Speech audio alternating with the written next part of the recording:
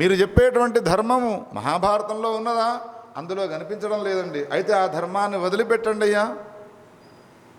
ఏది మహాభారతంలో మీకు కనబడుతుందో ఇది ధర్మము అని దాన్ని 100కు 100 వాళ్ళు ఇంకా సందేహించే అవసరం లేకుండా ఆ ధర్మాన్ని మనం ఆచరించాలి.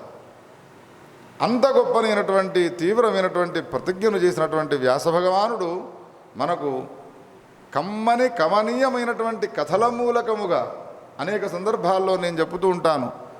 అన్నము తినను అని మారాము చేస్తూ ఉన్నటువంటి పిల్లవానికి తల్లి కథలు చెప్పుతూ అన్నాన్ని పెడుతుంది ఎట్లానో, అన్నం తినను అన్నటువంటి పిల్లవానికి తినకపోవడం పక్కకు వెళ్ళిపోతుంది, వాడు కడుపు నిండా అన్నం తింటాడు.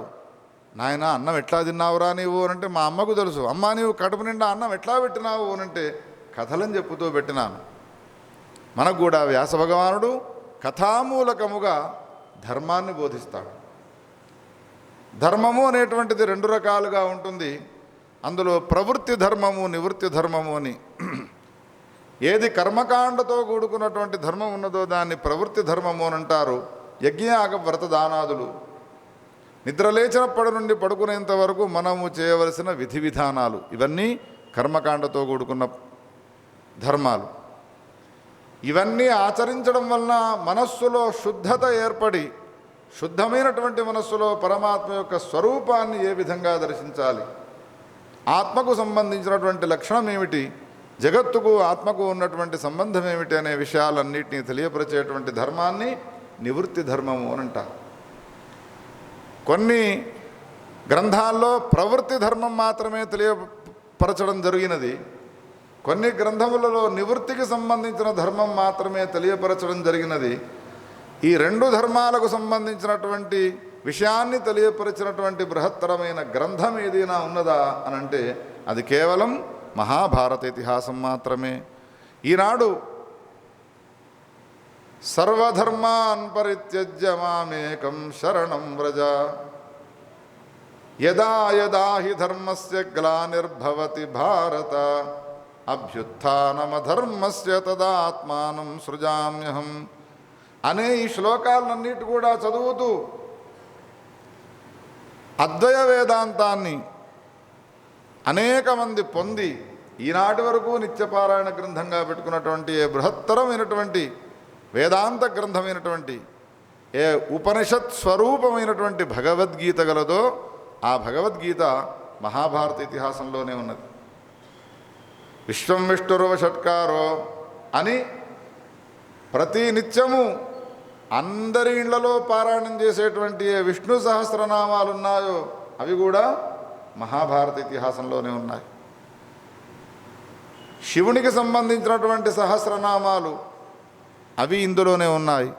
సనత్సుజాతీయము, విదురనీతి, యక్షప్రశ్నలు ఒక్కటేమిటి రెండేమిటి, ఎన్ని రకాలుగా వ్యాసభగవానుడు మనకు సులభమైనటువంటి రీతిలో వీళ్ళకు అర్థమవుతుంది అని అనుకున్నాడో అన్ని రకాలుగా తెలియజేసినాడు.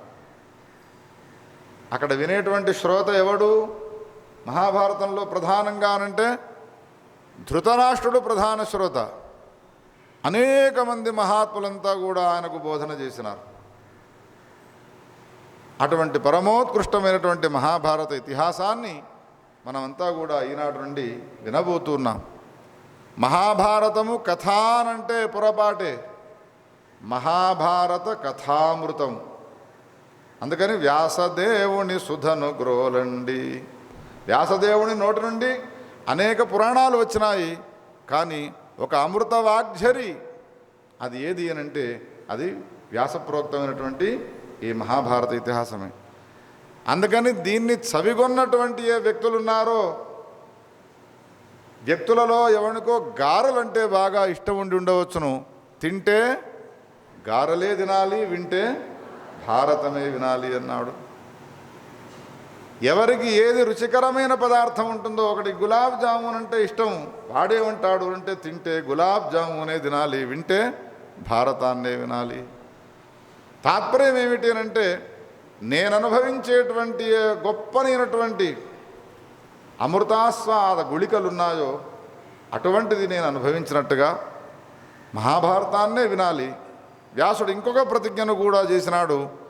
ఈ మహాభారతాన్ని విన్న తర్వాత ఇంకేది వినాల్సిన అవసరం లేనటువంటి గ్రంథాన్ని రచిస్తున్నానయ్యా వినండి అని అన్నాడు. మహాభారత ఇతిహాసంలో ప్రధానంగా మనకు ఇద్దరు కనబడతారు. ఒకడు పాండవులు, ఇంకొకరు కౌరవులు. రామాయణంలో ఇద్దరు కనబడతారు. ఒకడు రాముడు, ఇంకొకడు రావణాసురుడు. భాగవతంలో ఇద్దరు కనబడతారు. ఒకడు కృష్ణుడు, రెండవవాడు కంసుడు. ఏమిటి ఈ పాండవులు అనంటే, పాండవులు నిరంతరము ధర్మాన్ని ఆచరించేటువంటి వాడు. కౌరవులు ఎవరు? నిరంతరము అధర్మాన్ని ఆచరించేటువంటి వాళ్ళు. అందుకనే పాండవేయులు ధర్మరతులండి. ధర్మం అంటే వాళ్లకు ప్రాణం. శ్రీధార్తరాష్ట్రులు ధర్మదూరులు ధర్మధ్వజులండి. వాళ్లకు ధర్మాన్ని ఆచరించాలనేటువంటి కోరిక ఏ కోశాన కూడా లేదు. ఒకవేళ తప్పిపోయి వాళ్ళు ఏమైనా ధర్మాన్ని ఆచరించినారు కౌరవులు అనంటే కేవలము ధర్మధ్వజిత్వం కోసం. నేను ఆ ధర్మాన్ని చేసినాను, ఈ దానాన్ని చేసినాను, ఈ యజ్ఞాన్ని చేసినాను చెప్పుకునే వాళ్ళు ఉంటారు కదా, అటువంటి రీతిలో వాళ్ళు ధర్మాన్ని ఆచరించినారు తప్ప ధర్మం ఆచరిస్తే మాకు శ్రేయస్సు కలుగుతుంది అనేటువంటి భావంతో వాళ్ళు ధర్మాన్ని ఆచరించలేదు. అందుకని ధర్మం ఎక్కడెక్కడ మనం ఆచరిస్తామో, ధర్మాన్ని ఆచరించే వాళ్ళు ఎక్కడెక్కడ ఉంటారో అక్కడ ఎవరుంటారు అంటే కృష్ణ పరమాత్మ ఉంటాడు. కృష్ణుడు గనక ఒకవేళ మనవాడైనాడు అన్న తర్వాత ఇక మనకు దుఃఖమే ఉంటుంది. కృష్ణుడు మనవాడు కానంత వరకు మనం దుఃఖాన్ని అనుభవిస్తాం. కృష్ణుడు మనవాడు కావాలంటే మనం చేయాల్సింది ఏమిటి అంటే మనము ధర్మాన్ని ఆచరించాలి. ధర్మమెక్కడో కృష్ణుడక్కడ, కృష్ణుడున్నచో జయము గల్గును, మనము ధర్మమునాచరించిన కృష్ణవారులమౌదుమండి. భారతమ్మును గట్టిగా భారతమ్మును వినగరారండి, సద్భక్తులారా వ్యాసదేవుని సుధను శ్రుత్యర్థము తెలియజేసడి విషయజాతములిందుగలవు. అట్టి ధర్మము విని చరించియు, కేవలం వినడమే కాదు, చరించుట అనంటే ఆచరించుట. అట్టి ధర్మము విని చరించియు మోక్షగాములు. విని ధర్మం చెప్పబడ్డది కదా, అయితే కేదారేశ్వర వ్రతం చేస్తాను, వరలక్ష్మి వ్రతం చేస్తాను, ఐశ్వర్యాన్ని పొందుతాను, ఆ మార్గానికి పోకండమ్మా. వ్యాసుడు 2 రకాల మార్గాలు ఈ భారతంలో చెప్పినాడు. మీకు నిజమైనటువంటి శ్రేయస్సునిచ్చేది ఏది అంటే మోక్షాన్ని ఇచ్చేటువంటి ధర్మాన్ని మీరు ఆశ్రయించండి. అట్టి ధర్మము వినిచరించియు మోక్షగాములు. మోక్షగాములంతా మీరు కావాలి, రండి ధర్మాన్ని వినండి. అబ్బో, ఈ పాటలో మోక్షగాములు గండు రండి అన్నారు కాబట్టి మేమంతా గృహస్థులమై ఉన్నాము, ఇప్పుడే మాకు మోక్షం ఎందుకు అని ఇంట్లో కూర్చున్నారు అనుకోండి, మంచి అవకాశాన్ని కోల్పోతారు. ఇప్పుడు వినగానే మోక్షం వస్తుంది అనేటువంటి నిశ్చయం లేదు. భాగవతాన్ని వినగానే ముక్తిని పొందినాడు. శుకదేవుడు చెప్పగా విన్నాడు పరీక్షణ్ మహారాజు, వినగానే ఆయనకు ముక్తి లభించినది. కృష్ణుడు చెప్పినాడు శ్రీమద్ భగవద్గీతను, ఆయనకు వినగానే మోక్షం రాలే. 700 శ్లోకాలు శ్రీమద్ భగవద్గీత. 700 శ్లోకాలతో కూడుకున్న భగవద్గీతను కృష్ణుడు ఉపదేశించగానే విరక్తుడై సర్వసంగ పరిత్యాగం చేసి వెళ్ళలే, యుద్ధాన్ని చేసినాడు. అనేక సంవత్సరాలు ఆయన ఉన్నాడు. కాలాంతరంలో ఆయన జ్ఞానాన్ని పొందగలిగినాడు. అందుకని మహాభారతం అనేటువంటి ఉద్గ్రంథాన్ని, ఈ ఇతిహాస గ్రంథాన్ని మనం అధ్యయనం చేయడం వలన గొప్పనైనటువంటి ఆ మోక్షం అనేటువంటిది ఏదైతే ఉందో అది మనకు కరతలామలకమవుతుంది. కాబట్టి భక్తి శ్రద్ధ విశ్వాసాలతో ఒక వేదమును చదివితే ఎంత నియమనిష్టలతో మనము వేదాన్ని అధ్యయనం చేసి పవిత్రమైనదిగా మనం భావిస్తామో, మహాభారత ఇతిహాసాన్ని కూడా అంత పరమ పవిత్రమైనటువంటి సదాదరణీయమైనటువంటి గ్రంథముగా భావించి మీరంతా కూడా భక్తి శ్రద్ధలతో వినయపూర్వకముగా నియమాలను పాటిస్తూ ఉన్నటువంటి వాళ్ళై ఈ మహాభారత ఇతిహాసాన్ని వినాలి అనే విషయాన్ని మళ్ళొక్కసారి మీ అందరికీ తెలియజేస్తూ కథ ప్రారంభం చేస్తూ ఉన్నాను. గోపాలకృష్ణ భగవానికి ననాకపృష్టం నచ దేవరాజ్యం న బ్రహ్మలోకం న సర్వకామానఖిలాన్ వృణోమి హరస్య దాసత్వమహం వృణోమి గావో మమైనః ప్రణుదంతు శౌర్యాః తథా సౌమ్యా స్వర్గయానాయ సంతు.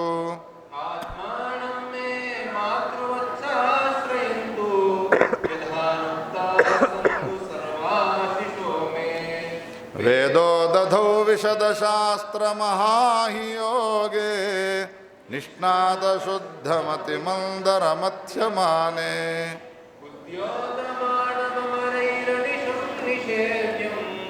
నారాయణాఖ్యమృతం ప్రపిబామి వాద్య. గోపాలకృష్ణ భగవానికి గట్టిగా గౌరీ శంకర భగవానికి నమః పార్వతీపతయే హర హర.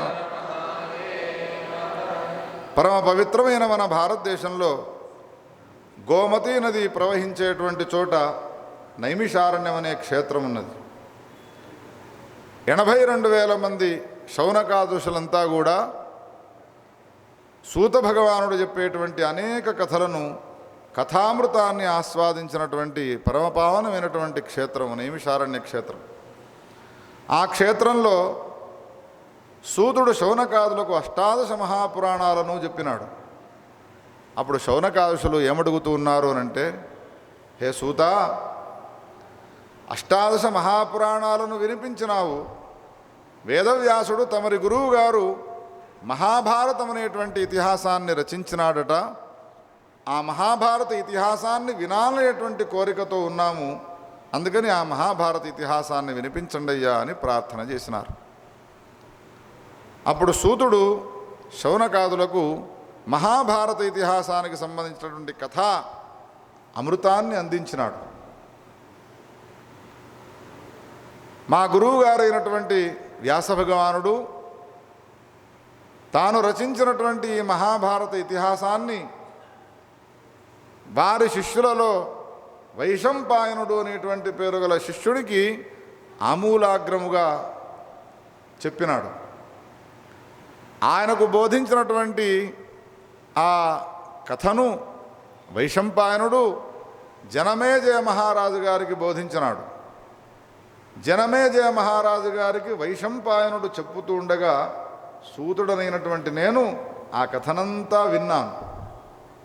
ఇప్పుడు నీవు అడిగినావు, సమగ్రమైనటువంటి ఆ కథామృతాన్ని నేను మీకు తెలియజేస్తాను వినండయ్యా అని సూతుడు శౌనకాదులకు మహాభారత ఇతిహాసాన్ని చెప్పడం ప్రారంభించినాడు. మహాభారతంలో రాబోయేటువంటి అన్ని పర్వాలలోని కథలనన్నిటిని కూడా సంక్షేపంగా చెప్పి ఏమంటాడు అనంటే, కీర్త్యంతే శుభకర్మాణః తథా యక్షామహోరగాః భగవాన్ వాసుదేవశ్చ కీర్త్యతేత్ర సనాతనః. ఈ మహాభారత ఇతిహాసంలో యక్షగంధర్వ కిన్నరాదులందరూ కూడా కీర్తింపబడుతూ ఉంటారయ్యా శౌనకాదుషులారా. భగవాన్ వాసుదేవుడు ఇందులో కీర్తింపబడతాడు. భగవంతుడైనటువంటి మహాదేవునికి సంబంధించినటువంటి గొప్పనైనటువంటి స్థానాన్ని ఇచ్చేటువంటి అనేక అద్భుతమైనటువంటి కథలు ఇందులో ఉన్నాయి. అంతేకాకుండా అధ్యాత్మం శ్రూయతే యచ్చ పంచభూత గుణాత్మకం. అధ్యాత్మ శాస్త్రం అంతా కూడా ఇందులో చెప్పబడ్డది. ఇటువంటి పరమోత్కృష్టమైనటువంటి ఈ మహాభారతాన్ని నేను మీకు వినిపిస్తున్నాను వినండయ్యా. ఎవరు భ్రూణహత్యలు చేస్తారో, ఎవరు బ్రహ్మహత్య మహాపాపాన్ని చేసిన వాళ్ళు ఉంటారో, అటువంటి మహాపాపాలు ఏవైతే ఉన్నాయో మహాపాపాలన్నీ కూడా ఈ మహాభారత ఇతిహాసాన్ని శ్రవణం చేయడం వలన తొలగిపోతాయ్యా. యశ్చైనం శృణుయా నిత్యం ఆర్షణం శ్రద్ధా సమన్వితః. అంతేకాకుండా రోగాలు తొలగిపోతాయి, ఆరోగ్యము వృద్ధి అవుతుంది. ఇంకా ఈ విధమైనటువంటి ఫలం వానికి లభిస్తుంది, ఆ విధమైనటువంటి ఫలం వానికి లభిస్తుంది అని చెప్పనయ్యా. ఎవడెవడు ఏ ఏ గొప్పనైనటువంటి కోరికలు కోరుకుంటాడో ఆ కోరికలన్నిటినీ ఈడేర్చేటువంటి కల్పతరువు కామధేను ఏది అంటే మహాభారత ఇతిహాసము. అటువంటి పరమోత్కృష్టమైనటువంటి మహాభారతానికి సంబంధించి నీకు చెప్తున్నాను వినవయ్యా అని చెప్పడం ప్రారంభించినాడు. మహాభారతంలో ఉన్నటువంటి ఈ కథలను వినడం వలన వచ్చేటువంటి ఫలాన్ని గురించి చెబుతూ ఏమన్నాడు అనంటే, యోగో శతం కనక శృంగమయం దదాతి. 100 ఆవులను, కపిల గోవులను, బంగారు కొమ్ములతో కూడుకొని లేగదూడలతో కూడుకున్నటువంటి వాటిని, వేదశాస్త్ర సంపన్నుడు సదాచారవంతుడైనటువంటి బ్రాహ్మణులకు 100 ఆవులను దానం చేస్తే ఏ పుణ్యం వస్తుందో ఆ పుణ్యం వస్తుంది మహాభారత ఇతిహాసాన్ని వినడం వలన. ఈనాటి కాలంలో కపిల గోవును దానం చేసేవాళ్లే లేరు, ఒకవేళ దానం చేసినా స్వీకరించేవాళ్ళు లేరు. అటువంటిది 1 కాదు 2 కాదు, యోగో శతం కనక శృంగమయం దదాతి విప్రాయ వేద విదుషే. వేదవేత్త అయినటువంటి సదాచార సంపన్నుడైనటువంటి బ్రాహ్మణునికి కపిల గోవురు 100 దానం చేస్తే వచ్చేటువంటి ఏ పుణ్యం ఉంటుందో ఆ పుణ్యం వస్తుంది. రండయ్యా ఈ భారతాన్ని మీరంతా కూడా వినండి అని అద్భుతమైనటువంటి ఫలశ్రుతిని తెలియజేసినాడు. జనమేజయ మహారాజు రాజ్యాన్ని పరిపాలన చేస్తున్న సమయంలో ఒక యజ్ఞం జరుగుతూ ఉన్నది. ఆ యజ్ఞవాటికలో అనుకోకుండా ఒక శునకము ప్రవేశించినది. శునకం అంటే మీకు తెలుసునా? శునకం అంటే అప్పుడు యజ్ఞాన్ని నిర్వహించేటువంటి ఏ యాజ్ఞికుడున్నాడో, పురోహితుడున్నాడో దాన్ని కొట్టి వెళ్ళగొట్టినాడు. అది చాలా గాయాన్ని పొందినది, కాలు విరిగినటువంటిది. తన తల్లి అయినటువంటి సరమ సమీపానికి వెళ్ళినది. ఏమే ఏడుస్తున్నావెందుకు అన్నది తల్లి. అప్పుడు ఆ పిల్ల, కుక్క పిల్ల ఏమంటున్నది అంటే, నేను యజ్ఞశాలలోకి వెళితే నన్ను కొట్టి నా కాలు విరగ్గొట్టి పంపించినారే అన్నది. యజ్ఞశాలకు ఎందుకు వెళ్ళినావు మరి? పవిత్రమైన చోటికి మనం వెళ్ళకూడదు కదా అన్నది. ఎవరు? సరమ తల్లి. చూడండి, పశువులకు కూడా అటువంటి జ్ఞానం ఉన్నది. వెళ్ళితే వెళ్ళినావు కానీ అమ్మాయి, వెళ్ళి యజ్ఞానికి సంబంధించిన పదార్థాలు ఏవైనా ముట్టుకున్నావా? అక్కడ దేవతల కోసమే వండినటువంటి హవిష్యాలుంటాయి, మడికి సంబంధించినటువంటి వస్తువులు ఉంటాయి, వాటిని ఏవైనా ముట్టుకున్నావా నీవు అంటే, చాపల్యం వలన అటువంటి పనులు ఏమైనా చేసి ఉండవచ్చునేమో అన్నది. అప్పుడు మనము చేసినటువంటి అపరాధానికి తగ్గట్టుగా మనం శిక్షను అనుభవిస్తామే. యజ్ఞశాలలో ప్రవేశించకూడదు అని నిషేధం ఉండడం వలన నీవు ప్రవేశించినావు. ఇవాళ ఏమైనది?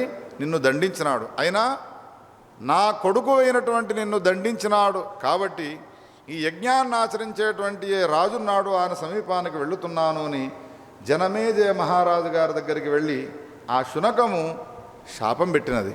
హే రాజా, మానవ జన్మ ఎత్తిన వానికి విధి నిషేధాలు అనేటువంటివి ఉంటాయి. పాపం పశువులు ఆ విధంగా భావిస్తున్నాయి. విధి నిషేధాలు మనకుంటాయి, మనం చక్కగా ఆచరిస్తాము అని అవి అనుకుంటున్నాయి. ఇక మన పరిస్థితి ఏమిటి? ఒక్కసారి మనం ఆలోచన చేద్దాం. ఇచ్చట వాహనములు నిలుపరాదు. మనం వాహనం ఎక్కడ పెడతాము? అక్కడనే పెడతాం. చూడండి, అందరదే మాట అంటున్నారు.